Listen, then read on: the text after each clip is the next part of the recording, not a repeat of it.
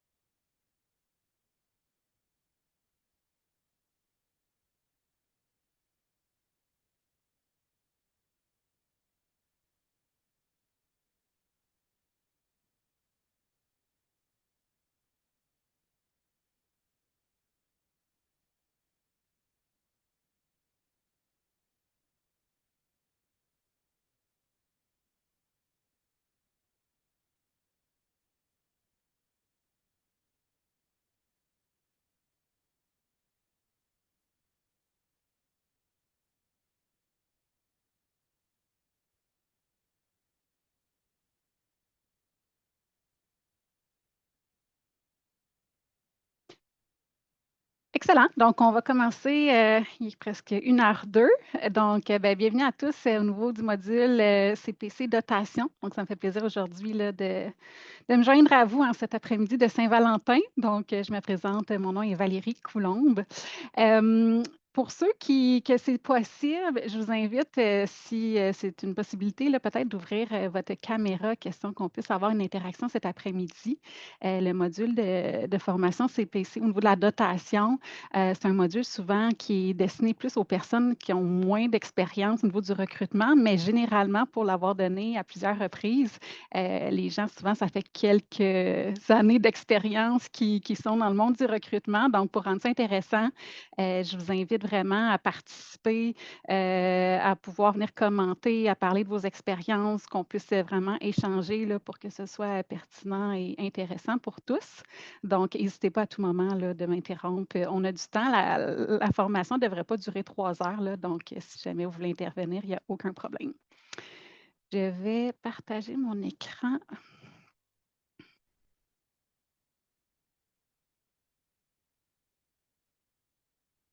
Est-ce que ça fonctionne bien? Oui, excellent. Super. Si je ne me trompe pas, est-ce que c'est votre 3e module? Vous êtes rendu au 3e module? Il va en rester un plus l'examen. On est-tu rendu là dans votre parcours? Excellent.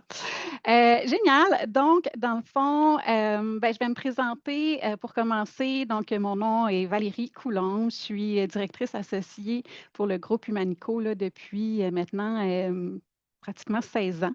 Je suis membre de l'Access et j'ai fait ma certification en 2011. Je siège également là, au conseil d'administration du conseil du chapitre Québec pour l'Access là, depuis l'an passé. Donc, je m'implique de plus en plus là, au niveau de l'Access, mais ça fait quelques années quand même que je donne le module au niveau de la dotation. Donc, au niveau, du module de dotation, en fait, c'est super simple cet après-midi. Là, on va parcourir ensemble les étapes, du processus de recrutement et tout en s'appuyant évidemment sur le code de déontologie de l'Access. Peut-être à main levée, ceux qui ont moins de 2 ans d'expérience au niveau du recrutement, est-ce qu'il y en a ici ou vous êtes tous, plus, expérimentés? Non, c'est ça, hein, comme à l'habitude. Excellent. Donc évidemment, tu sais, il y a des choses possiblement pour vous que ça va être du déjà vu, déjà connu, mais en espérant que je puisse quand même partager un peu de mon expérience puis aussi, ressortir de la rencontre avec quand même, quelques idées nouvelles et nouvelles informations. Hem Donc, pour commencer, évidemment, bon, au niveau des objectifs aujourd'hui, à la fin de la rencontre, on souhaite évidemment bon, comprendre l'ensemble des étapes en matière de recrutement et de sélection de personnel.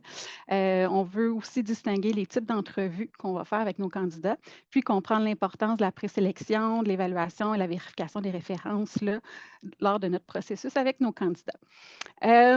Au niveau bon, des étapes, on les a ici, on va les voir vraiment en détail, mais pour commencer, j'aimerais vous questionner à savoir, premièrement, selon vous, quelles sont les raisons, les principales raisons pour lesquelles un client va faire affaire avec nous, une firme de recrutement?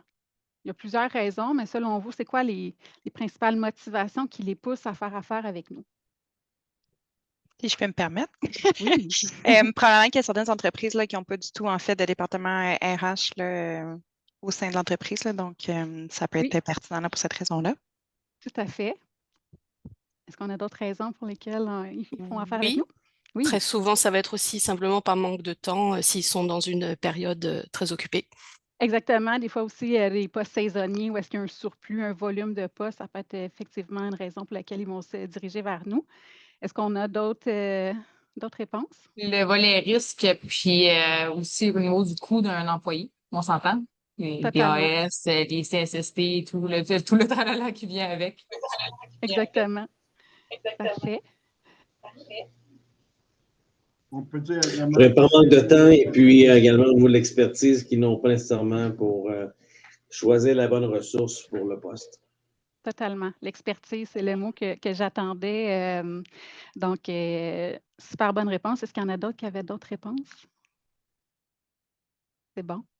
Excellent. Bien, vous avez tous mentionné des excellentes réponses. Donc, effectivement, dépendamment du client, il y a différentes motivations qui vont les pousser à faire affaire avec nous. Par contre, le mot expertise est vraiment important pour moi. En fait, un client qui se dirige vers nous, que ce soit par manque au niveau de l'équipe, qui manque de connaissances, il n'y a pas de département RH, de temps, etc., ils vont faire affaire avec nous parce qu'on a l'expertise au niveau du recrutement. Donc, on est des experts dans le domaine. Je vais juste, donc, c'est sûr que ça va être vraiment, tu sais, tout au long du processus de recrutement, on va se rappeler ça en tête. Donc oui, on est des experts au recrutement, mais auprès de nos clients, on a un rôle, évidemment, conseil aussi à apporter auprès de nos clients. Donc, on doit vraiment collaborer avec eux et mettre en pratique notre expertise, puis de les accompagner tout au long du processus. Donc, souvent, si c'est un client, évidemment, là, qui n'a pas nécessairement de département RH, bien, c'est à nous vraiment de l'accompagner là-dedans, puis d'aller un petit peu plus loin au niveau du processus. Donc, ça va être important. On va essayer à différentes étapes là, de voir comment notre expertise peut faire la différence. Donc, au niveau des étapes de recrutement, avant de rentrer plus en détail là, au niveau de chacune des étapes, là, donnez-moi un petit instant, on dirait que parfait. J'aimerais, avant de commencer là, dans le détail des étapes, qu'on commence par parler d'expérience candidat. Est-ce que ce terme-là vous dit quelque chose? Est-ce que vous êtes familier? Est-ce que au sein de votre entreprise, il y a de l'expérience candidat qui est mis en place? Parfait, on va en parler. Donc, en fait, l'expérience candidat, pour moi, c'est vraiment, évidemment, une chose super importante. On le sait avec le marché actuel, dans les dernières années, c'est un marché qui s'est transformé, qui n'était pas nécessairement, qui comportait son lot de défis en tant qu'entreprise, en tant qu'employeur. Donc, évidemment, l'expérience candidat a toujours été importante. Par contre, encore plus, ça prend son sens dans les dernières années. Donc, qu'est-ce que c'est l'expérience candidat? Donc, en gros, l'expérience candidat, ben, c'est l'ensemble des impressions, des sentiments et des ressentis que vont avoir nos candidats à chacune des étapes du processus de recrutement. Ici, je m'arrête au processus de recrutement, mais évidemment, après, ça se transforme dans l'expérience employée. Donc, c'est une continuité de notre expérience candidat, mais c'est hyper important à garder en tête. Puis ça aussi, à chacune des étapes du processus de recrutement, on va essayer toujours de se questionner au niveau de notre expérience candidat, bien, comment qu'on peut faire la différence, comment en fait on peut créer l'effet wow auprès des candidats. Donc, on sait que ça va influencer, c'est tout à notre avantage d'offrir une belle expérience aux candidats. Et pour moi, même si mon candidat ultimement n'est pas retenu pour un poste ou que ça ne se conclut pas par une embauche, je veux quand même qu'il puisse en retirer une expérience positive et va en découler bien, plein d'avantages, évidemment, pour nous et nos clients. On va avoir évidemment des impacts sur notre marque employeur, sur le référencement. Donc, ça va vraiment être important et déterminant finalement au niveau de ces aspects-là. Donc, on se doit de garder ça en tête tout au long de notre processus avec nos candidats. C'est important aussi, je crois, avec nos candidats, de leur expliquer un petit peu notre rôle. Je ne sais pas pour vous, mais des fois, ils arrivent en entrevue et sont un peu mélangés de c'est qui sommes-nous par rapport au client? Est-ce qu'il travaille pour nous? Est-ce qu'il travaille pour le client? Est-ce qu'il faut qu'il paye? Est-ce que, tu sais, souvent, il va y avoir plusieurs interrogations pour nos candidats quand ils n'ont pas nécessairement déjà fait affaire auprès d'une firme de placement, ou du moins, des fois aussi, ils peuvent malheureusement avoir vécu peut-être des expériences un peu plus négatives. Donc, c'est super important dans notre expérience candidat de vraiment bien se présenter, d'expliquer notre rôle auprès du candidat, puis lui parler un peu de comment on va procéder, puis comment on va l'accompagner finalement au niveau de sa recherche d'emploi, puis jusqu'à l'intégration également là, chez nos clients. Donc, ça va être important vraiment d'en parler pour faire baisser peut-être soit les mauvaises appréhensions ou au niveau des mauvaises perceptions que pourrait avoir notre candidat. Au niveau de l'expérience candidat, évidemment, je disais que ça a des impacts sur notre entreprise. Ça peut avoir autant des impacts très positifs quand on a une belle expérience candidat, mais également des impacts plutôt négatifs. Donc ici, on a quelques statistiques qui vont venir appuyer ces dires. Donc, au niveau de l'expérience positive, 62 des candidats qui ont eu une belle expérience vont encourager les autres à venir postuler. Donc, au niveau du référencement, on va en parler un petit peu plus tard, mais évidemment, quand on a une belle expérience, puis on peut aussi le voir en tant que consommateur, quand on a une belle expérience, on a un bon service, bien évidemment, on va être porté à en parler dans notre réseau et d'amener d'autres personnes à venir faire une expérience ou venir faire affaire avec nous. Donc, parler au niveau du réseau à d'autres candidats, à leur entourage. Aussi, 50 vont pouvoir venir parler de leur expérience sur les réseaux sociaux. Donc, on le sait, les réseaux sociaux aussi, maintenant, on est dans l'ère que c'est accessible. Les gens sont constamment sur les réseaux sociaux. Donc, évidemment, d'avoir de bons commentaires va venir nous aider au niveau de la marque employeur. Au niveau de l'expérience négative, donc malheureusement, ça peut arriver qu'un candidat ait une expérience un petit peu moins positive. Donc, ça aussi, ça va avoir ses impacts au niveau de l'entreprise. Donc, 28 des candidats encouragent activement les autres à ne pas postuler, donc vont venir vraiment parler un peu contre l'entreprise. 65 partagent l'expérience auprès de leur entourage. 32 partagent l'expérience sur les réseaux sociaux. Je pense qu'on a tous déjà été témoins de commentaires négatifs sur une entreprise. Puis maintenant aussi, les candidats, ils s'informent avant d'aller postuler, avant même d'envoyer leur CV. Ils vont aller voir les avis Google, les avis Indeed. Ils vont les lire. C'est super accessible. Donc, évidemment, un mauvais commentaire d'un candidat qui a une moins belle expérience peut aussi avoir ses effets malheureusement plus négatifs envers notre entreprise et la marque employeur. Donc, au niveau de l'expérience candidat, quelques exemples peut-être ici là, que pour un candidat qui aurait eu une mauvaise expérience, donc un impact négatif. Non-professionnalisme du recruteur, donc aussi banal qu'on arrive en retard. Donc, le recruteur se présente et a du retard. On sait des fois, il peut y avoir des choses incontrôlables, mais du moins, on essaye le plus possible d'être ponctuel puis de respecter nos engagements. Les trop nombreuses étapes d'un processus de recrutement. Donc, ça aussi, malheureusement, ça peut avoir un impact négatif envers nos candidats, des processus qui ne finissent plus. Puis, je suis consciente que ce n'est pas toujours de notre responsabilité. On collabore avec des clients qui, eux, ont également leur processus et souvent, c'est de ce côté-là qu'il va y avoir une multitude d'étapes. Donc, on n'a pas le plein contrôle. Par contre, en tant qu'expert, on se doit quand même de conseiller nos clients et de peut-être les sensibiliser au niveau de la longueur du processus qui pourrait avoir un impact négatif et ultimement aussi perdre des candidats si jamais c'est beaucoup trop long. Le manque de communication, ça, évidemment, c'est quelque chose qui ressort beaucoup. Donc, les candidats, l'effet de tomber dans un trou noir, donc de ne plus avoir de suivi, de rétroaction. Donc, un candidat qui va faire tout le processus, qui va vraiment prendre de son temps pour passer au travers les différentes étapes pour ultimement ne plus avoir de nouvelles. Donc, évidemment, c'est une expérience qui va avoir un impact négatif, qui va susciter souvent des commentaires malheureusement négatifs également au niveau de l'entreprise. Tout ce qui est aussi les postulations, donc quand c'est compliqué, quand c'est pas fluide au niveau de la postulation, au niveau des formulaires aussi, demande d'emploi, quand c'est des très, très longs formulaires ou des formulaires en 10 étapes qui finissent plus, ça aussi, ça peut avoir une influence au niveau de l'expérience candidat. Donc, en tant que recruteur, on doit se questionner vraiment à chacune des étapes comment on peut offrir une expérience optimale, puis comment on peut créer un effet wow aussi auprès de nos candidats. Donc, des fois, c'est des petits gestes qui vont faire la différence, mais ultimement, va avoir ses impacts auprès de nos candidats. Donc, c'est un exercice qui est intéressant à faire des fois en équipe. Donc, nous, on a un comité expérience candidat. Donc, on a rassemblé quelques employés au niveau de l'entreprise, puis de différents départements, puis on s'est vraiment questionné, on essaie de se mettre à la place des candidats, puis de se poser la question comment on peut faire mieux, comment on peut se démarquer, comment on peut vraiment venir créer l'effet wow, puis on a mis en place des façons de faire pour qu'on puisse avoir une belle expérience candidat. C'est quelque chose aussi, évidemment, qui va évoluer dans le temps. Exemple, auparavant, dans notre entreprise, on était beaucoup au niveau des entrevues en présentiel. Donc, on avait notre expérience candidat qui était prévue à cet effet-là.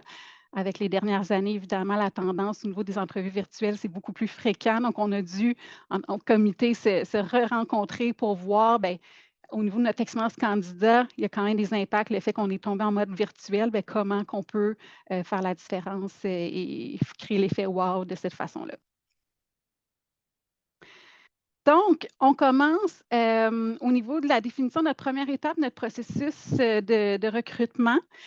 Probablement une des étapes la plus cruciale de notre processus, du sens que si c'est mal fait au départ, bien, il y a des bonnes chances qu'on perde notre temps, qu'ultimement, on n'arrive pas à combler notre poste. Donc, la définition du poste à combler. On va partir du principe ici, là, pour tout l'ensemble du processus, là, qu'on est un recruteur d'une agence, puis que le poste vient d'atterrir sur notre bureau. Donc, on a un client qui est à la recherche, puis qu'on doit commencer un processus. Je sais que d'une agence à l'autre, la façon que ça se passe, ça peut être différent. Ici, on va partir du principe qu'on a déjà le poste sur notre bureau, donc on doit partir et aller faire la prise de besoin. Donc, idéalement, au niveau de cette étape-là, moi, je recommande d'aller rencontrer, du moins quand c'est des nouveaux clients, de se rendre physiquement chez nos clients pour aller faire la première prise de besoin. Souvent, on collabore, ça fait plusieurs fois qu'on collabore sur différents mandats avec des clients. Évidemment, ce n'est pas nécessairement nécessaire de se présenter à chaque fois, mais du moins dans les premiers temps, moi, je pense que c'est important d'aller sur place pour vraiment voir de nos propres yeux l'environnement de travail, de voir le lieu, de voir les employés, l'équipe, la chimie entre les employés, l'ambiance. C'est toutes des choses que si on n'est pas là, oui, le client va pouvoir nous en parler, mais à quel point qu'on va avoir l'art juste puis vraiment l'information réelle. On peut mettre un bémol, des fois, les gens peuvent mettre ça peut-être plus beau que ce que c'est habituellement. Donc, je pense que ça va être un gros plus d'aller vraiment sur place, de faire le tour, faire une visite. Et ça va nous avantager aussi par la suite quand on va parler avec nos candidats, puis qu'on va lui parler du poste, mais aussi de l'entreprise, de l'environnement. Bien, évidemment, ça va être beaucoup plus facile pour nous de pouvoir l'expliquer puis donner de l'information. Donc, idéalement, quand c'est possible, dans la mesure du possible, on essaie en début de relation avec un nouveau client d'aller sur place pour faire la prise de besoin.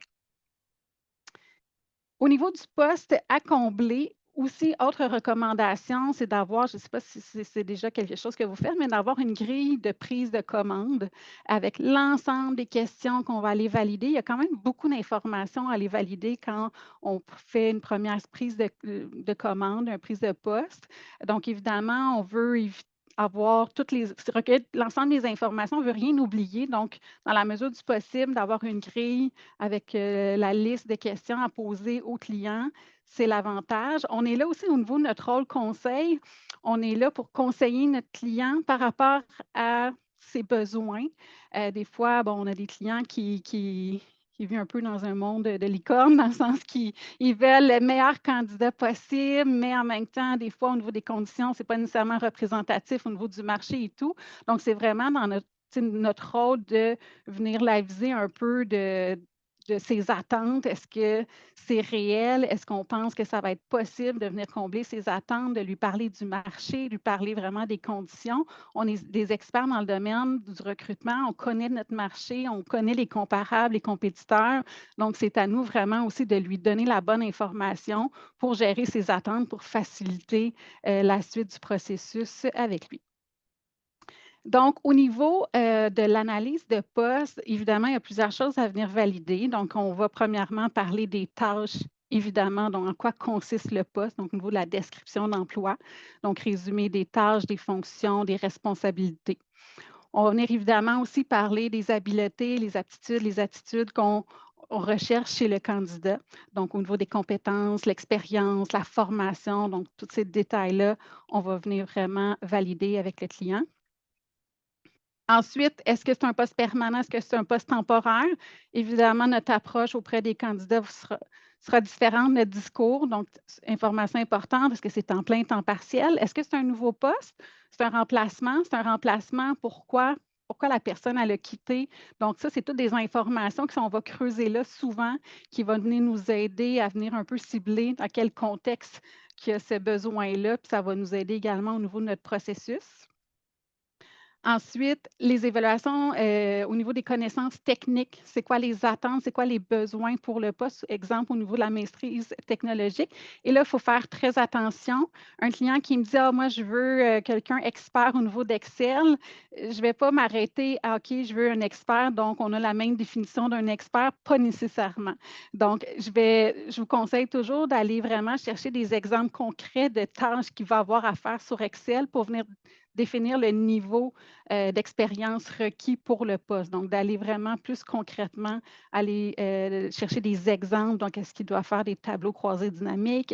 Parce que dépendamment du niveau de la personne qui nous donne, avec qui on fait la prise de besoin, on n'aura pas nécessairement la même définition d'un expert intermédiaire ou junior. Donc, on va aller chercher le plus possible des exemples concrets là, pour se faire une bonne idée de la maîtrise nécessaire.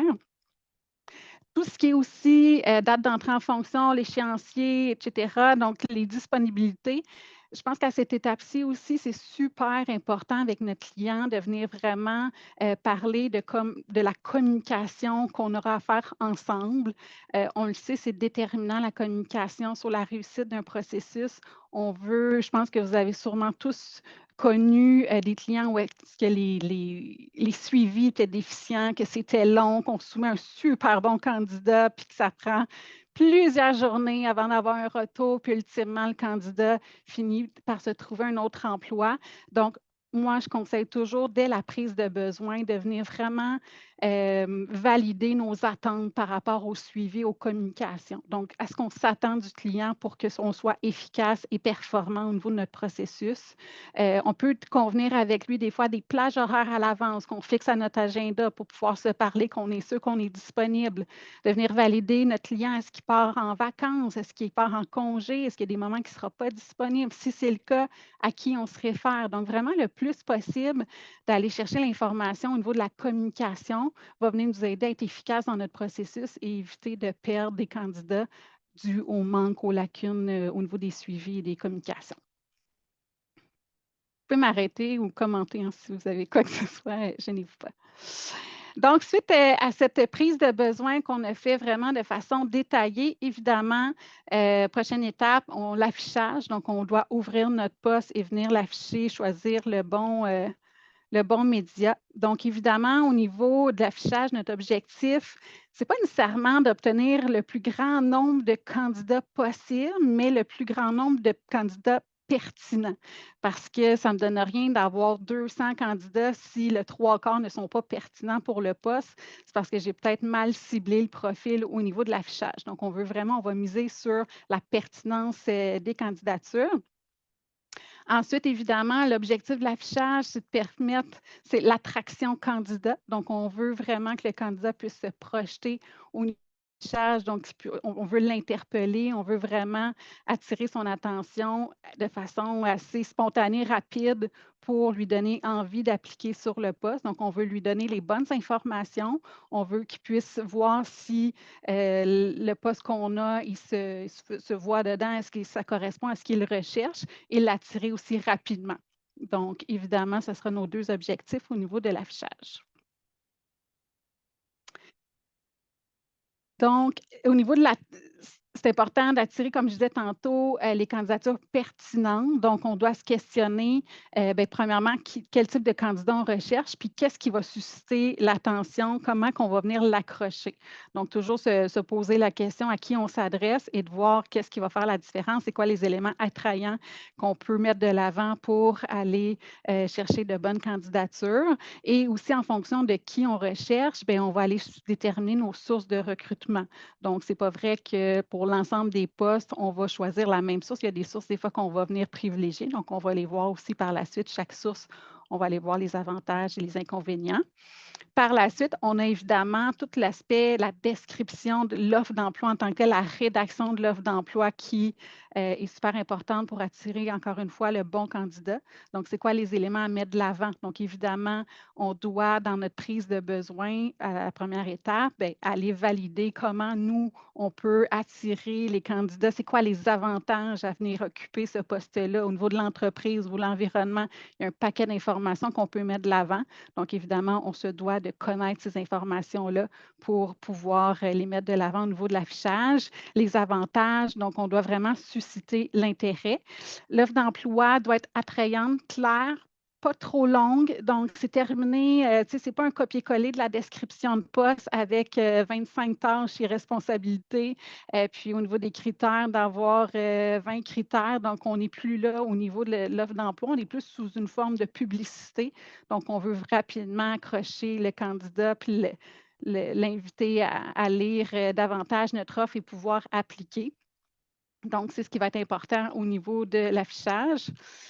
Dépendamment aussi du type de média, ce n'est pas nécessairement toujours les mêmes visuels qui vont être mis de l'avant. Il y a certains médias plus traditionnels qu'on n'aura pas une grande liberté sur la façon de rédiger notre offre d'emploi versus d'autres médias où est-ce qu'on va pouvoir y aller de façon plus visuelle. Si on pense aux médias sociaux, là, on va pouvoir être plus créatif puis de le faire plus sous une forme de publicité avec un visuel plus fort, moins de texte, mais un visuel qui va parler. Donc, dépendamment du type de médium, on va s'adapter au niveau du contenu.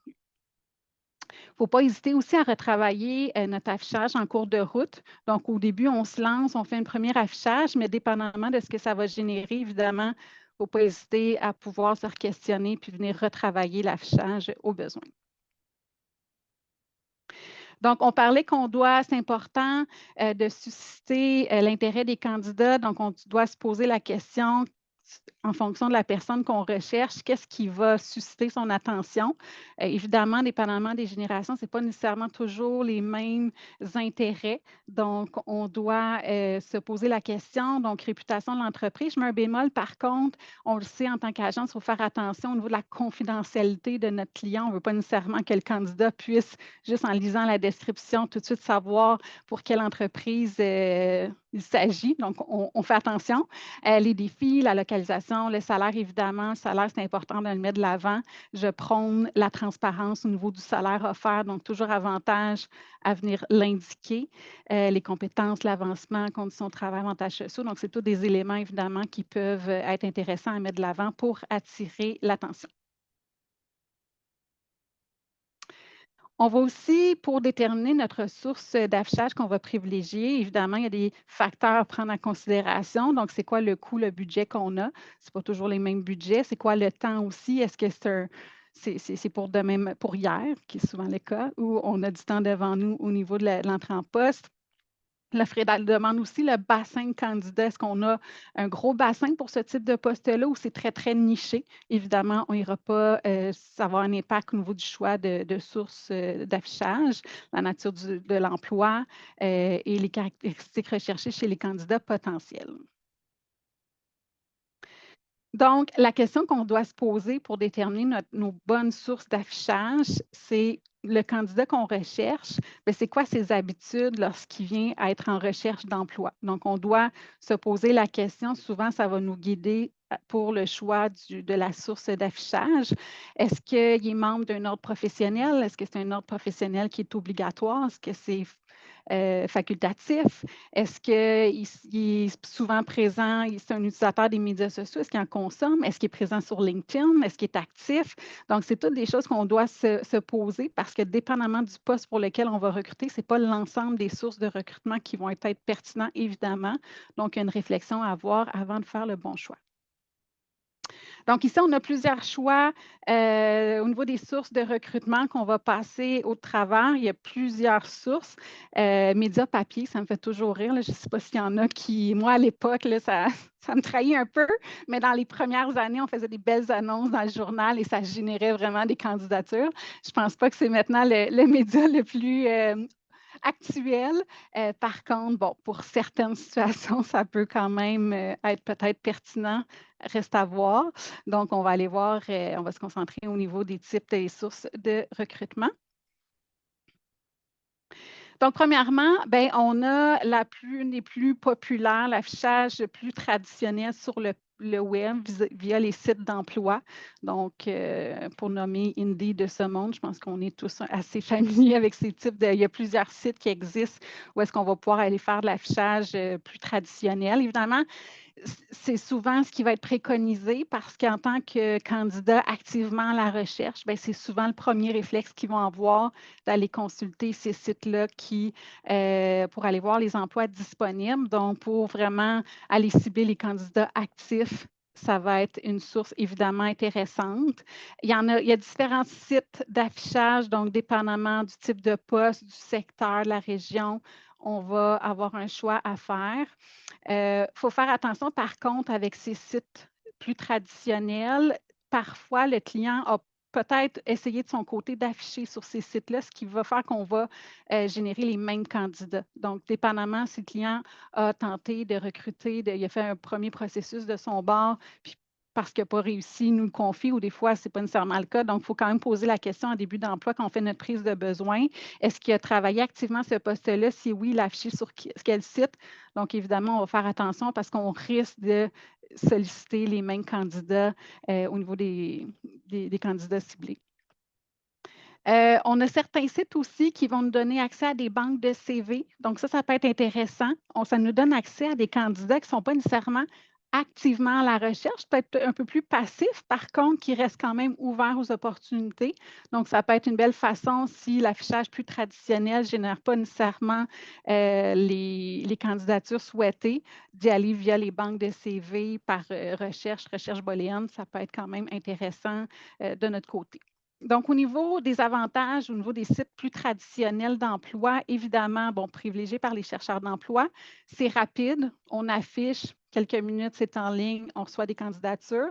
Grande portée, évidemment, c'est accessible. Maintenant, tout le monde a accès à Internet, donc c'est facile d'y avoir accès. Et ça nous permet quand même d'effectuer une présélection de façon assez efficace. Ensuite, une autre source de recrutement quand même plus actuelle dans les dernières années qui de plus en plus est un choix populaire, un incontournable pour nous au niveau des réseaux sociaux. Donc, encore une fois, je ne sais pas si vous utilisez beaucoup les réseaux sociaux dans votre recrutement, mais il peut y avoir plusieurs avantages. Il y a différents aussi sites au niveau de plusieurs choix, plusieurs sources au niveau des médias sociaux. Évidemment, il y en a qui seront peut-être plus pertinentes que d'autres pour le recrutement, mais c'est toujours une belle vitrine pour faire valoir notre marque employeur, faire connaître notre entreprise. Donc, c'est un bon outil pour favoriser aussi l'engagement, donc d'avoir des pages, puis de pouvoir les entretenir, de mettre du contenu. Ça va nous permettre d'aller travailler notre marque employeur, puis de se faire connaître auprès des candidats.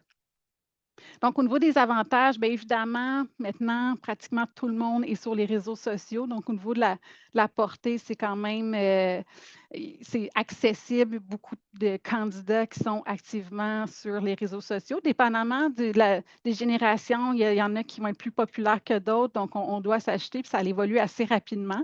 Mais il reste que c'est quand même un outil assez populaire. C'est rapide aussi. Donc, un petit post, puis rapidement, on peut aller, ça peut générer des candidatures. C'est peu coûteux, souvent, d'utiliser nos comptes de réseau. Il y a moyen de le faire pratiquement sans coût.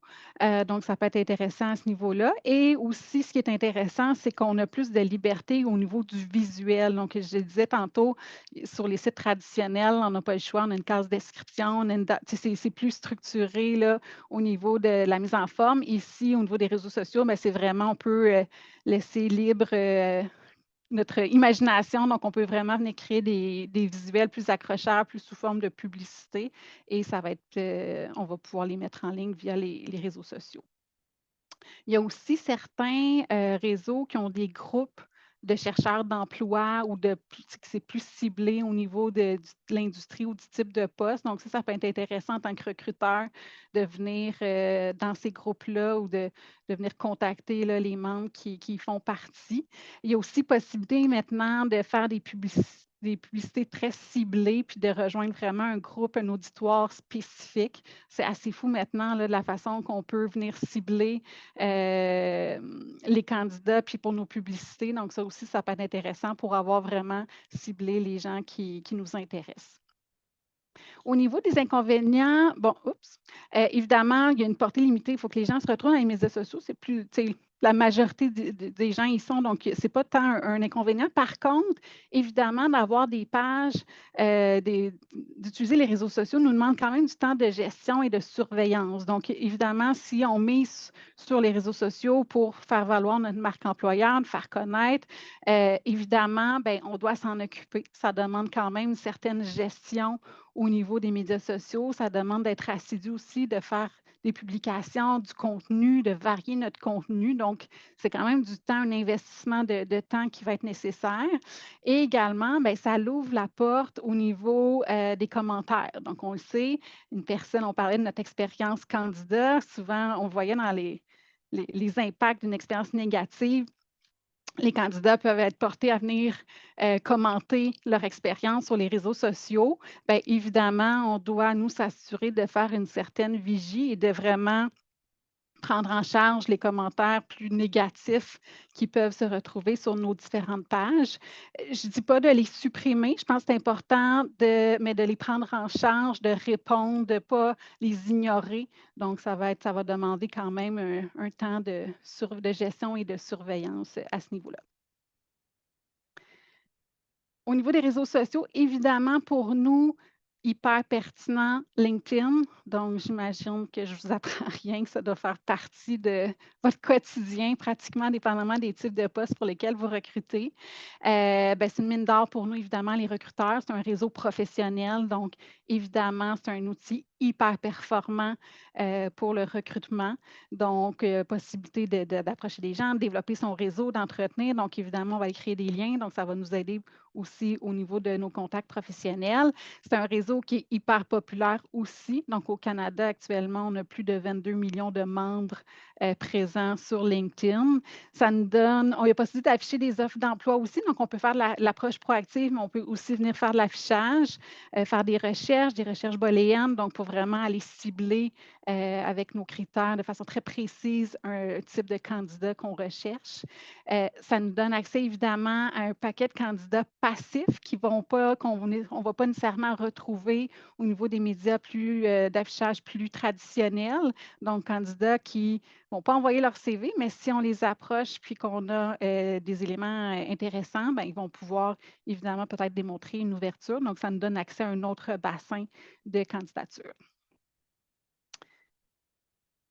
Donc, ici, on a l'ensemble. Je ne sais pas si dans vos organisations, vous utilisez, c'est quoi les types de médias que vous utilisez. On a ici, bon, Facebook, évidemment, qui reste quand même populaire là, au niveau de l'utilisation pour le travail.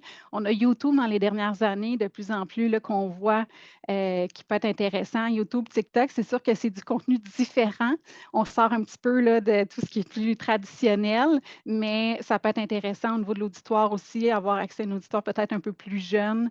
Ça se retrouve beaucoup maintenant sur ces médias-là, donc ça peut être intéressant de regarder la possibilité d'y être puis de développer ce type de contenu-là. Une autre source de recrutement qui peut être super intéressant, je ne sais pas si votre entreprise a un programme de référencement, mais c'est vraiment une source super importante, super efficace aussi, auquel on peut avoir accès. Donc, mettre en place un programme de référencement, bien, en fait, nos employés, souvent, ce sont les meilleures personnes pour nous référer des gens. Ils connaissent l'entreprise, ils connaissent le poste, souvent, ils l'occupent. Donc, évidemment, évidemment, ils connaissent la réalité, c'est quoi les critères et tout. Donc, ça peut être super intéressant d'avoir un programme de référencement, de faire de nos employés des ambassadeurs. On a tout à y gagner. Évidemment, au niveau de l'expérience candidat, mais l'expérience employé, donc un employé heureux qui est satisfait de son emploi, bien, il va avoir aussi tendance à en parler à son réseau et en informer les gens de son entourage. Donc, ça peut être super intéressant pour nous. Et le succès souvent d'un candidat référé par un employé, des bonnes chances que ça soit positif là, au terme du processus de recrutement. Donc, ça peut être vraiment de mettre en place ce type de programme-là peut être vraiment intéressant pour l'entreprise. Ce n'est pas nécessairement coûteux non plus. Il y a moyen d'avoir des programmes intéressants pour les employés sans que ça soit très coûteux, puis surtout quand on le compare avec ce que les sites plus traditionnels, les Indeed de ce monde peuvent coûter. Ça peut être vraiment intéressant d'y aller sous forme de programme de référencement. Ça amène aussi du renforcement au niveau de la loyauté, au niveau de nos employés. Puis c'est souvent des références fiables aussi, donc ça peut être vraiment tout à notre avantage là, d'avoir un programme, puis de le faire vivre et de le faire connaître également.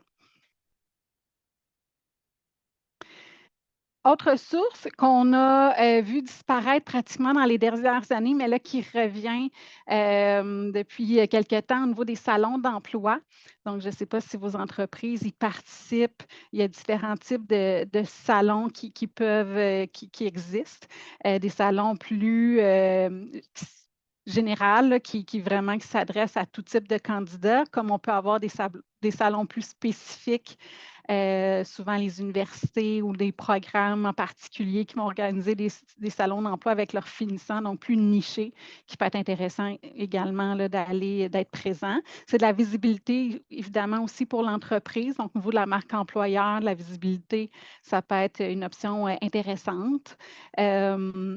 Ça nous permet aussi de voir les gens, de les rencontrer. Donc, au niveau de notre présélection, déjà, on a une étape de fait qu'on participe à ce genre d'événements-là. Et bien, évidemment, les candidats souvent qui viennent nous rencontrer bien, sont en recherche active.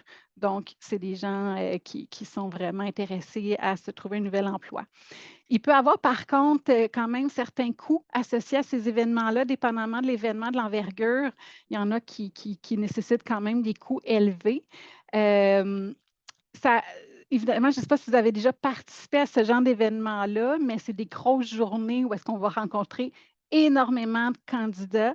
C'est des candidats pas nécessairement ciblés. Donc, évidemment, souvent, on va rencontrer beaucoup de candidats pour peut-être une petite portion avec qui on va aller de l'avant. Donc, ça demande quand même du temps aussi pour les suivis, pour les suivis de tous ces candidats-là. Donc, évidemment, il y a un investissement au niveau en argent, mais aussi de notre temps là, qui vient avec ce type d'événement-là.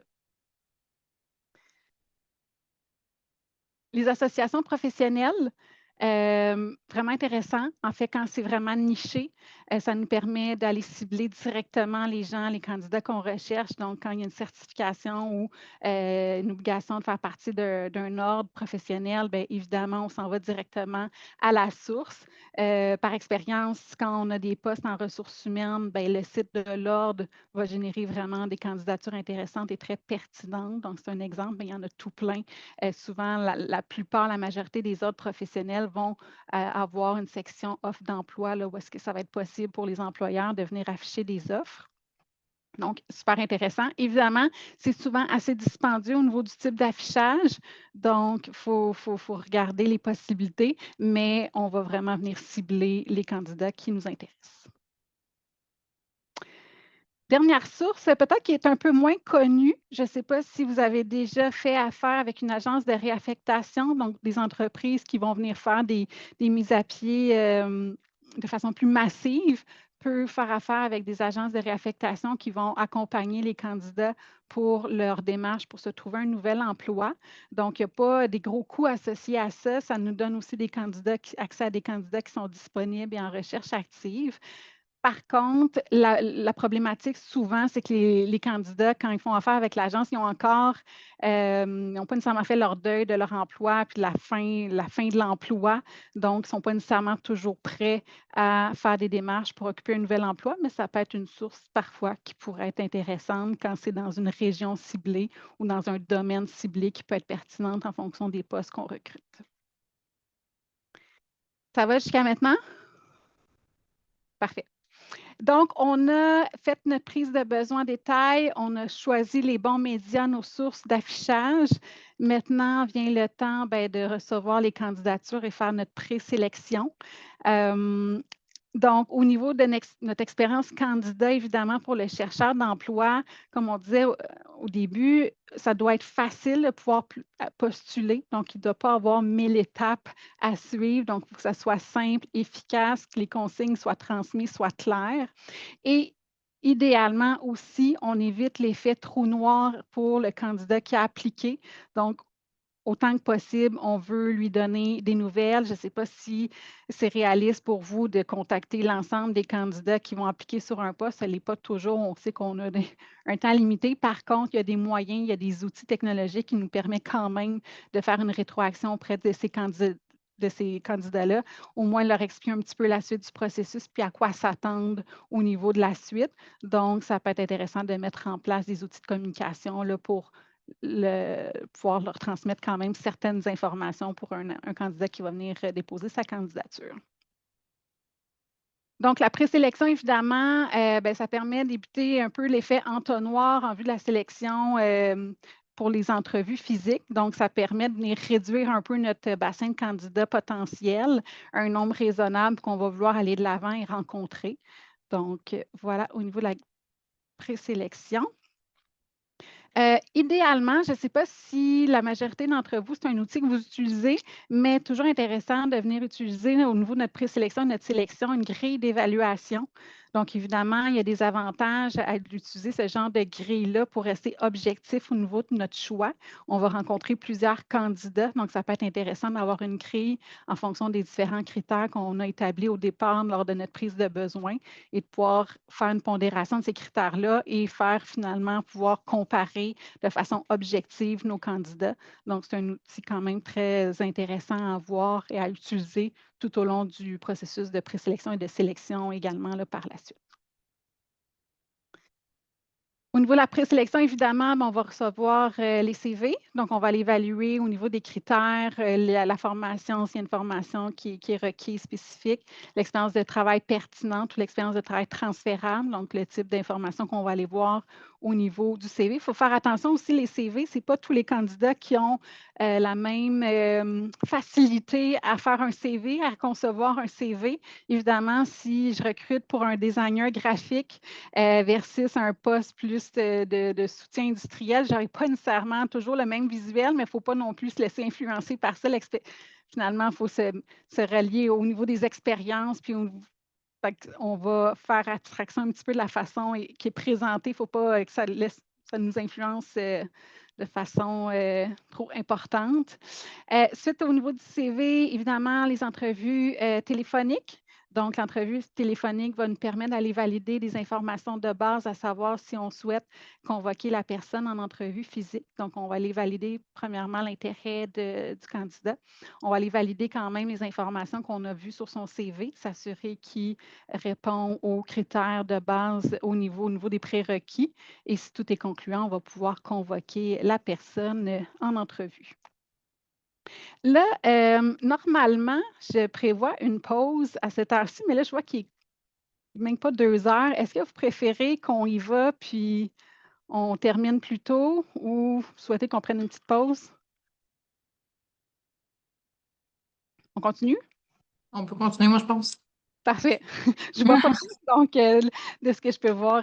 OK, parfait. Fait que, de toute façon, c'est ça, c'est une présentation, comme je disais, qui n'est pas très longue, là, donc on devrait finir quand même avant l'heure prévue. Donc, au niveau de notre présélection, c'est bon. Donc, l'étape suivante, évidemment, l'entrevue.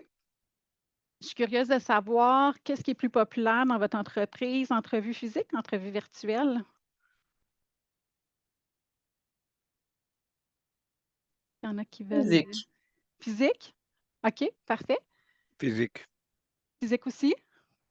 Puis est-ce que c'est des entrevues planifiées ou c'est des entrevues spontanées où est-ce que les gens se présentent puis peuvent venir rencontrer quelqu'un? Planifié. Planifié. Parfait. Donc, je pense que la pandémie nous a amené un changement au niveau des types d'entrevues, mais je suis contente de voir que l'entrevue physique est quelque chose quand même qui revient et qui se fait maintenant, qui est de nouveau utilisé. Je pense que l'entrevue virtuelle a plein d'avantages, mais aussi certaines limites. Donc, c'est sûr que de rencontrer physiquement le candidat peut être intéressant. Au niveau de l'entrevue, évidemment, au niveau de l'expérience candidat, il y a quand même plusieurs éléments à prendre en considération pour offrir une belle expérience. Donc, au niveau des entrevues physiques, l'expérience candidat va commencer dès le premier contact à l'accueil. Notre candidat rentre dans nos bureaux, de la façon qu'il va être accueilli, évidemment, va faire partie de l'expérience candidat. Donc, ce n'est pas juste nous, en tant que recruteurs, là, qui est responsable de l'entièreté de l'expérience candidat. Donc, ça peut impliquer plusieurs personnes dans l'entreprise. L'art d'attente, la ponctualité, comme je disais aussi un petit peu plus tôt, la présentation, la façon qu'on va diriger l'entrevue, évidemment, ça aura un impact au niveau de l'expérience candidat. Même chose aussi au niveau des entrevues virtuelles. Donc, on doit s'assurer d'avoir les bons outils, d'être bien installé, un micro, une bonne caméra, question qu'on puisse avoir un bel échange. Donc, c'est des détails, mais qui peuvent aussi avoir un impact au niveau de l'expérience candidat. Donc, l'objectif de l'entrevue, évidemment, on souhaite aller valider si notre candidat répond aux critères, aux exigences du poste, mais également, on souhaite vraiment que notre candidat soit à l'aise. On veut voir le naturel, on veut qu'il soit à l'aise et voir sa vraie personnalité afin qu'on puisse déterminer s'il y a possibilité d'avoir un match avec le poste qui est à pourvoir chez notre client. Donc, au niveau de l'entrevue, évidemment, là, vous êtes des gens d'expérience, je ne vais rien vous apprendre, mais l'introduction, donc quand même important de nous introduire, donc parler un peu de notre rôle, de parler de notre entreprise, parler un peu de quelle façon on va l'accompagner aussi tout au long du processus, donc de le mettre en contexte, je pense que ça peut être important. De lui aussi présenter un peu, lui parler du déroulement de l'entrevue. Il y a des candidats qui sont moins habitués à faire des entrevues physiques, donc qui peuvent être plus stressés. Donc, déjà, juste de lui expliquer comment ça va se dérouler, on va faire baisser le niveau de stress. Ensuite, on va le voir après, mais on peut avoir des discussions de type non structuré, donc des questions plus ouvertes, ou des questions plus structurées, donc vraiment avec un canevas puis des mises en situation. Donc, on va voir les différences par la suite. Évidemment, à la fin de l'entrevue, on veut parler du poste, on veut vendre le poste, on veut parler du client. Donc, c'est important d'aller valider, d'aller susciter encore plus l'intérêt auprès de notre candidat. On veut qu'il quitte l'entrevue avec vraiment l'envie de pouvoir poursuivre le processus. Puis, donc, c'est important d'aller lui donner toutes les informations pertinentes, de répondre aussi à ses questions, ses interrogations, de s'assurer que tout est clair pour lui et de lui expliquer évidemment à quoi s'attendre pour la suite au niveau de la communication, au niveau des suivis, de rester disponible aussi. Tu sais, un candidat qui prend la peine de se déplacer, de venir nous rencontrer, c'est la moindre des choses après d'être disponible pour lui puis de lui faire une rétroaction, que ce soit positif ou négatif, par respect, de s'assurer de rester quand même en communication avec lui. C'est important aussi de toujours garder le contrôle de l'entrevue. Une entrevue, ça a une durée déterminée. Puis on en a tous eu des candidats qui parlent énormément et qui divaguent des fois. Donc, il ne faut pas hésiter à les ramener puis parfois reprendre le contrôle de l'entrevue parce qu'on a des éléments à les valider, on a des critères, on a des questions spécifiques à demander. Donc, parfois, on se doit des fois de ramener. Donc, moi, souvent, j'aime aviser à l'avance mes candidats que ça se peut des fois que je les coupe ou que je vais être sûre d'avoir le temps de couvrir tous les points pour pouvoir vraiment bien leur expliquer à la fin de l'entrevue le poste en question. Il faut faire attention aussi, il y a des gens qui performent en entrevue, qui sont qui parlent sont hyper sympathiques, donc on ne faut pas se laisser trop influencer. Oui, la première impression, elle est importante, mais ce n'est pas tout. Il faut aller valider vraiment au niveau des exigences du poste, des critères. Donc, il faut faire attention. Puis, dépendamment aussi des types de postes, on a des candidats qui sont moins habitués, moins à l'aise versus quand on recrute pour des postes de représentants. Bien, souvent, ces candidats-là, ils ont une facilité à exceller au niveau de l'entrevue. Donc, c'est important quand même d'avoir un cadre puis des questions plus spécifiques là, pour ne pas se laisser trop influencer au niveau de la personnalité de la personne. Donc, au niveau de l'entrevue, 2 types d'entrevues, ou même des fois, il peut y avoir les 2 types au cours d'une même entrevue. Donc, on peut avoir des questions d'entrevue structurées versus des non structurées. Les 2 sont possibles. C'est sûr qu'il y en a qui demandent peut-être un peu plus d'agilité au niveau de la non structurée parce qu'ultimement, on doit pouvoir remplir notre grille d'évaluation. On doit s'assurer de couvrir l'ensemble des points, des exigences requises pour le poste. Donc, évidemment, ça nous demande quand même d'avoir un certain contrôle au niveau de la discussion, mais il peut y avoir vraiment 2 types. Donc, au niveau de la non structurée, on va être plus sous forme de questions ouvertes. Parlez-moi de vous. Donc, de vraiment d'y aller sans nécessairement un cadre bien précis, donc plus sous forme de discussion entre nous et le candidat.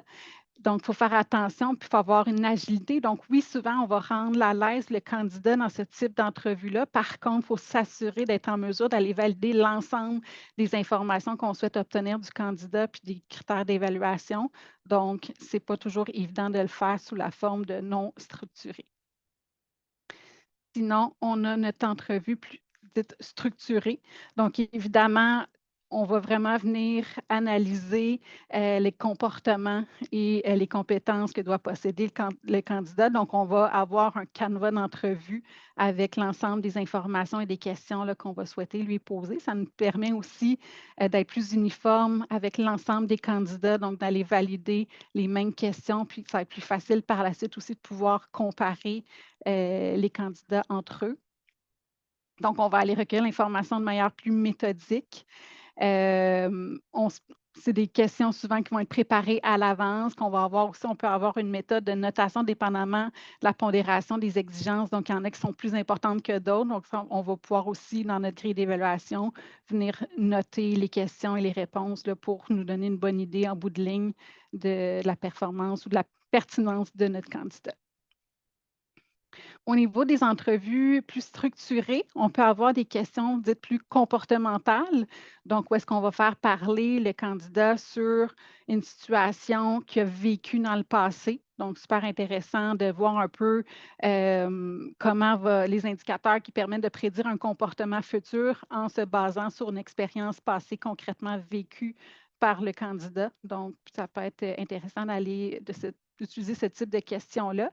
On a aussi les mises en situation également qui peuvent être intéressantes de se projeter le candidat dans une situation X et de voir quel type de comportement qui va manifester à ce moment-là dans ce type de situation plus précise. Suite aux entrevues, évidemment, on a différents tests et références, vérifications pré-emploi qu'on va faire passer, qu'on va vérifier. Donc, au niveau, premièrement, des références, est-ce que vous prenez encore des références? Dans la mesure du possible. Puis, à quelle étape que vous faites la prise de référence au niveau de la soumission, si vous avez rencontré le candidat, est-ce que vous prenez les références suite à l'entrevue physique, avant de soumettre chez le client ou à la toute fin du processus lorsque le client l'a rencontré et souhaite faire sa sélection? Avant de proposer la candidature, en fait, tu envoies une réponse définitive. Parfait. Donc, belle pratique, évidemment, parce que ça peut arriver, malheureusement, que les références ne soient non concluantes. Donc, c'est un peu dommage si notre client a eu un coup de cœur pour le candidat et de lui arriver, puis là, de se péter la ballonne, puis d'avoir des références vraiment moins intéressantes. Ça peut, si on peut éviter de faire perdre notre temps à notre client, tant mieux. Donc, toujours préférable de prendre les références avant de pouvoir soumettre le profil. Évidemment, on doit faire signer un formulaire d'autorisation de prise de référence. Je pense que c'est une notion qui a été parlée lors de la formation avec Réom. Donc, on a des obligations légales qui viennent au niveau des références. Donc, les références vont venir nous permettre de confirmer certaines informations. Les durées de l'emploi, les raisons de départ, c'est parfois des informations qui peuvent différer dépendamment de ça vient du candidat ou de l'employeur. Donc, toujours important d'aller valider ça, d'aller valider évidemment le comportement lié au travail, les compétences, toutes ces notions-là.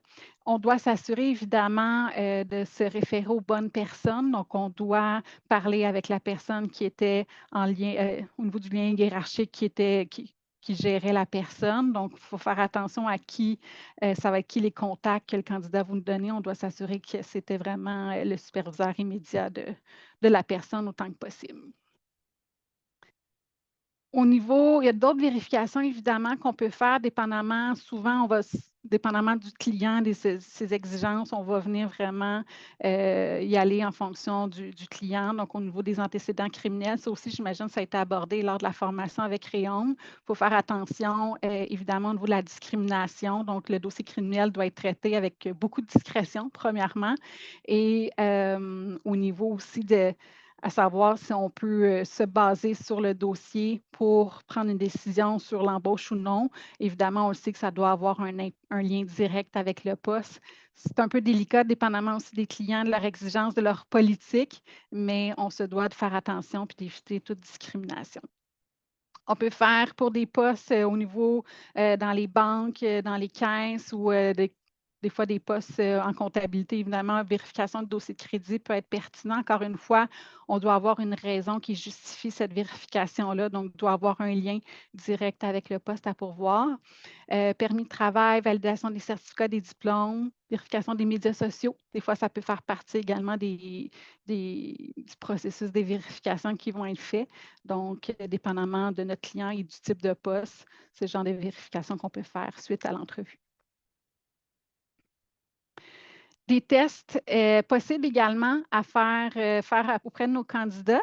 Parfois, c'est des tests qui peuvent être faits chez notre client. Donc, encore une fois, je pense qu'on va venir s'arrimer avec leurs attentes, leurs exigences à ce niveau-là. Par contre, il y a quand même plusieurs tests possibles au niveau du processus. Donc, des tests d'aptitude professionnelle, donc plus de nature technique et professionnelle. Donc, on va chercher à aller voir le savoir-faire précis, une compétence réelle de notre candidat, donc voir son efficacité et son efficience à répondre à un critère important. Ensuite, autre type de tests qu'on peut faire, des tests de connaissances, donc qui portent plus sur des aptitudes cognitives, donc au niveau ça peut être des indicateurs aussi pour prédire le rendement pour certaines fonctions. Je ne sais pas est-ce que vous faites souvent faire ce type de test-là ou c'est plutôt rare? Est-ce que c'est souvent des tests qui vont être exigés par vos clients? Oui, on le fait fréquemment. Oui, parfait. Puis est-ce que vous les faites, c'est vous qui faites faire les tests ou c'est chez le client directement? Chez nous, mais certains types de tests pourraient être faits chez le client. Là, ça va dépendre c'est un petit peu du cas par cas, mais on a une panoplie de tests que nous le faisons en amont. OK, parfait. Donc, il y a les tests également psychologiques qui peut être pertinents donc, pour aller cerner plus des traits de personnalité, tempérament du candidat. Évidemment, ça peut être mitigé au niveau du niveau de fiabilité, validité. Par contre, c'est des tests quand même on peut aller chercher certaines informations par rapport plus à la personnalité du candidat. On peut avoir des tests de rendement au niveau des tests de capacité physique. Donc, souvent pour des postes très physiques, on veut s'assurer que la personne est apte physiquement, les capacités physiques d'occuper le poste, qu'il n'y a pas de limitation qui pourrait causer problème. Donc, souvent, ça va être administré dans un cadre médical. Encore une fois, il faut être prudent, il faut qu'on ait des raisons de justifier ce type de test-là. Donc, pour un emploi de bureau, ce n'est pas nécessairement justifié d'aller faire un test médical. Donc, on doit pouvoir s'assurer qu'il y a un lien direct avec le type de poste qu'on va recruter. Test de fonction peut être des possibilités aussi, des études de cas, jeux de rôle, peut-être un peu plus rares, mais pour certains niveaux de poste qui pourraient être intéressants. Donc, souvent aussi, ça va être en collaboration avec le client à ce moment-là qu'on va mettre en place ces tests-là. Donc, ultimement, on a fait pas mal l'ensemble de notre processus. On est rendu à l'étape d'évaluation et de soumission des profils intéressants auprès de notre client. Une étape super importante, déterminante aussi sur la réussite d'un processus de recrutement. Encore une fois, on est des experts en recrutement, donc on se doit d'utiliser notre expertise pour bien accompagner et conseiller nos clients à cette étape-ci. Donc là, on doit mettre un peu notre chapeau de vendeur puis de vraiment faire en sorte que le client puisse écouter nos recommandations puis collaborer avec lui là, pour prendre la bonne décision. Que le but ultime, c'est qu'on veut qu'il puisse rencontrer les candidats qu'on juge vraiment qui répond à l'ensemble des critères qu'on a fait. Si on a fait une bonne prise de besoin au départ, bien, normalement, on est en mesure de venir cibler les meilleurs candidats qui vont répondre aux exigences de notre client.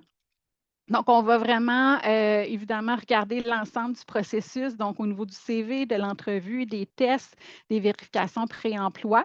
Donc, à partir de toutes ces informations-là, on va pouvoir venir soumettre le profil à notre client. Dépendamment de l'agence, il y a différentes façons de soumettre les profils, donc un CV soit anonyme ou bref, il y a différentes façons de faire dépendamment de votre organisation. Mais évidemment, on souhaite envoyer l'information à notre client, mais on souhaite également pouvoir idéalement lui parler du profil. Donc oui, un candidat sur papier, c'est une chose, mais rien de mieux que de pouvoir vraiment lui parler de vive voix pour vraiment décrire un peu tout le processus qu'on a fait avec ce candidat-là, puis le pourquoi qu'on juge qu'il est pertinent, puis qu'il vaut la peine d'être rencontré. Donc là, évidemment, je pense que c'est mieux de le faire de vive voix et d'avoir les bons arguments. On doit également avoir toutes les réponses, possiblement que notre client va avoir des questions, soit sur l'expérience d'emploi par rapport soit les raisons de départ, le mouvement, etc. Donc, évidemment, c'est important d'avoir les réponses, idéalement. Donc, d'avoir fait une bonne sélection, d'être en mesure de vraiment pouvoir parler du candidat puis de donner tous les détails auprès du client pour qu'il puisse par la suite passer à la prochaine étape et de faire les entrevues avec eux. L'entrevue client. Donc, une fois qu'on a soumis les profils et que le client est intéressé à rencontrer nos candidats, c'est à nous de planifier, coordonner les entrevues clients.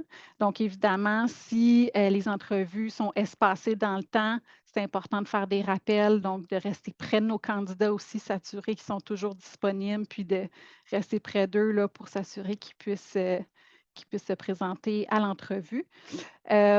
À partir des disponibilités du client aussi, on va faire le line-up, si on veut, des candidats. Idéalement, on souhaite toujours que le client rencontre plus d'un candidat.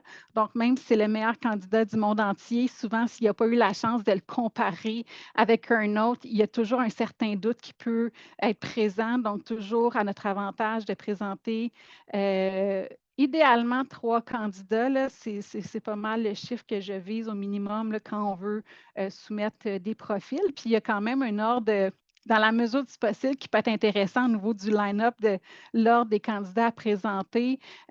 Donc, supposons qu'on a 3 candidats qu'on juge de A, B, C, là, que A, c'est notre superstar. Bien, on commençait, exemple, avec notre candidat peut-être qui était moyen, d'y aller avec notre candidat vraiment intéressant qui se démarque, qui va venir vraiment faire un effet wow, puis terminer avec notre candidat des fois qui peut être un peu plus ferme, donc va venir confirmer le choix de notre client. Donc, ça, c'est différentes stratégies, vous avez sûrement la vôtre, mais des fois qui peut avoir une incidence sur la décision du client.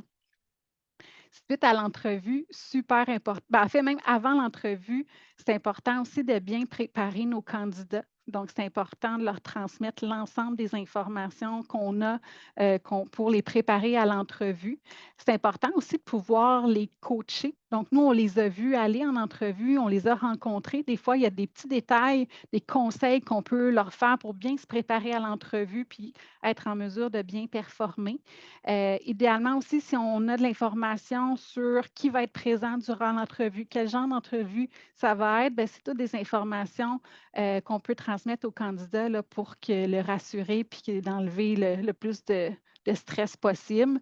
Donc, toujours intéressant là, d'accompagner, de coacher nos candidats avant l'entrevue. Et évidemment, on souhaite toujours leur parler suite à l'entrevue assez rapidement pour avoir un peu leur réaction à chaud, voir comment ils ont trouvé la rencontre, est-ce qu'ils sont toujours, leur niveau d'intérêt, est-ce qu'ils sont toujours aussi intéressés par le poste. Poser des questions aussi sur comment ça s'est passé, qui était présent, c'était quel genre de questions, ça a duré combien de temps. Bien, c'est des informations qui vont être intéressantes à avoir pour si on a d'autres candidats à envoyer ou à soumettre ou on refait affaire avec les clients, ça nous donne une idée du type d'entrevue qui va être réalisée chez le client. Donc, leur poser des questions sur le déroulement de la rencontre peut être très pertinent pour nous. Par la suite, évidemment, on veut parler avec notre client aussi, idéalement le plus rapidement possible pour avoir son feedback sur comment s'est déroulée la rencontre, puis un peu comment il a trouvé nos candidats. Donc, faire un résumé des rencontres, discuter des choix de candidature, donc lequel qui s'est démarqué, pour quelles raisons aussi que c'est ce candidat-là qui s'est démarqué. Donc, évaluer le meilleur potentiel. Peut-être aussi leur demander si, advenant le cas que ça ne fonctionne pas avec le numéro 1, est-ce qu'on pourrait considérer un deuxième choix? Donc, préparer aussi, advenant le cas que le candidat se désiste, voir y a-t-il possibilité d'y aller avec le deuxième candidat. Donc, encore une fois, on doit l'accompagner dans sa réflexion. On doit mettre notre chapeau d'expert, puis de vraiment alimenter sa réflexion, puis de l'accompagner en fonction des observations que nous, on a fait, des connaissances qu'on a sur les candidats, puis de la prise de besoin qu'on a fait au départ, bien, on doit vraiment venir l'accompagner dans le choix du bon candidat pour leur poste. Donc, par la suite, évidemment, on va y avoir une décision qui va être prise et nous, on va aller faire l'offre au candidat. Il ne faut pas oublier faire des suivis avec l'ensemble des candidats qui ont fait le processus puis qui sont allés rencontrer les clients. Encore une fois, ils ont pris de leur temps, ils nous ont rencontrés, ils ont rencontré le client, ils ont investi du temps, mais c'est la moindre des choses aussi de faire un suivi avec ces candidats-là, de les contacter, faire une rétroaction, garder le lien aussi, parce que si on l'a soumis auprès de notre client, c'est parce qu'on jugeait qu'il était intéressant comme candidature. Donc, on veut garder aussi ce lien-là pour peut-être éventuellement retravailler avec ce candidat-là pour un autre client. Donc, on se doit, dans notre expérience candidat, de faire nos suivis et de s'assurer de rester disponible pour une rétroaction. Vient le temps ensuite de faire l'offre auprès du candidat. Dépendamment du client, parfois, c'est nous qui allons faire l'offre auprès du candidat. Des fois, c'est le client qui va vouloir le faire. Donc, dépendamment, on va venir s'ajuster. Par contre, évidemment, on peut quand même nous jouer un rôle très utile dans ce processus-là pour présenter l'offre. Donc, on est une personne neutre. On peut vraiment venir accompagner autant le candidat que le client au niveau de la négociation pour que les deux, finalement, sortent avec une entente mutuellement satisfaisante. On doit rester neutre. On ne doit pas avoir de parti pris, évidemment. Donc, c'est important qu'on garde ce rôle-là.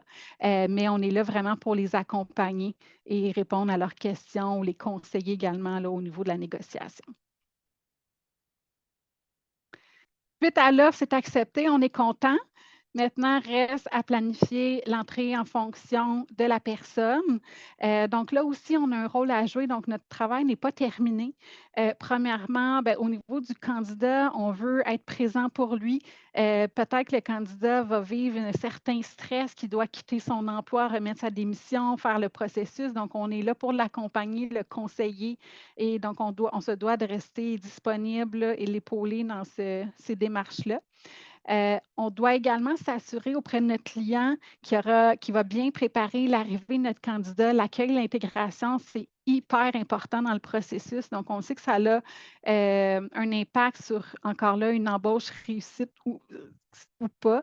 Donc, on se doit de s'assurer que notre client est bien préparé et de le conseiller au niveau de l'accueil et l'intégration pour, encore une fois, l'expérience candidat ou employé puisse perdurer auprès de notre client.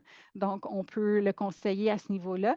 Et évidemment, on veut rester en contact autant avec notre client qu'avec notre candidat. Donc, on veut faire des suivis quelque temps après l'entrée en poste pour s'assurer que ça fonctionne bien, puis voir la rétroaction, puis aller chercher les commentaires et peut-être intervenir si on juge pertinent.